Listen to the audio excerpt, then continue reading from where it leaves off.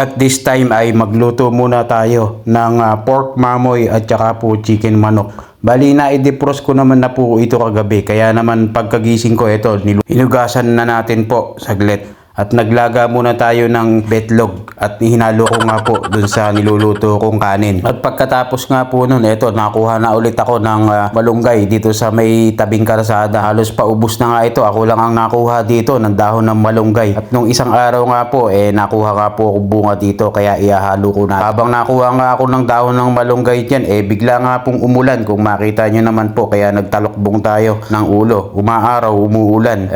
Po, ganito yung panahon po kasi rito. Kahit napakainit, biglang uulan. Kaya pagdating ko nga po dito sa loob ng bahay, napunas muna tayo ng konting basa ng ulan. At huhugasan ko na rin po. At hihimayin pala ang talbos po ng malunggay or dahon po mga bossing. At syempre, pagkatapos nga po natin na alisin yung dahon yan, magagayak na tayo. Kaya naman nainom muna ako ng kape. Pampainit muna ng karburador.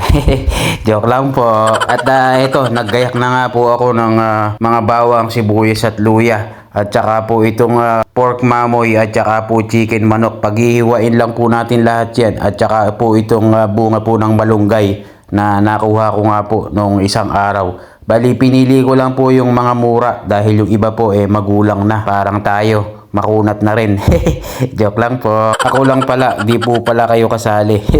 At eto na nga po, magigisa na po tayo. Naglagay na ako ng mantika po sa may ating kawali para maigisa na nga po yung bawang, sibuyas at luya. Kumbaga, sabay-sabay na ba? Tapos nilagay na natin yung chicken manok at saka konting mekus-mekus at inalis ko na rin po yung betlog. At habang sinusutay natin yan, kailangan sayawan po natin yan. Joke lang po.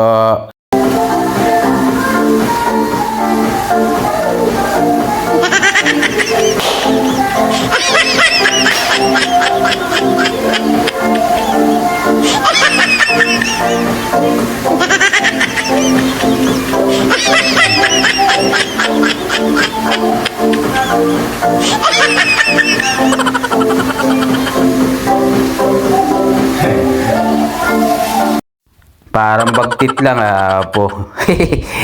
Bahala kayo dyan. Basta ako magluluto na ako ng aking pangbaon tsaka pangkain po. At kasama na rin po dyan yung panghapunan, tanghalian at saka umagahan. Kumbaga sama-sama na po yan. Kaya naman po tinimplahan ko na po yan ng asin, paminta at saka onion at garlic powder. At saka po nilagay na natin yung malunggay, bunga. At saka po maglagay na tayo isang tabo na tubig. At pagkakulo nga po nun, nilagay na rin po natin yung dahon po ng malunggay at saka po yung betlog. Hinalo na rin po natin yan. At isang kulo lang yan. Okay na po yan. At lalamon na tayo. Kakain pala. Wala nang tikiman yan. Doon na lang po sa pagkain. Alam nyo naman po tayo may lahi ng kusinero. Dahil naikwento ko nga po sa inyo dati. Yung lolo ko 10 taong kusinero. Hindi po niya po tinikman yung kanyang niluluto. Paano ba naman espalto yung niluluto niya. Joke lang po. Mangantayon. Unang higop. Quiz mia. Mangantayon. Itirahin ko na muna to. Babu na po sa inyo. Love you all, mama. Chup chup. Thanks for watching, mama. Alright.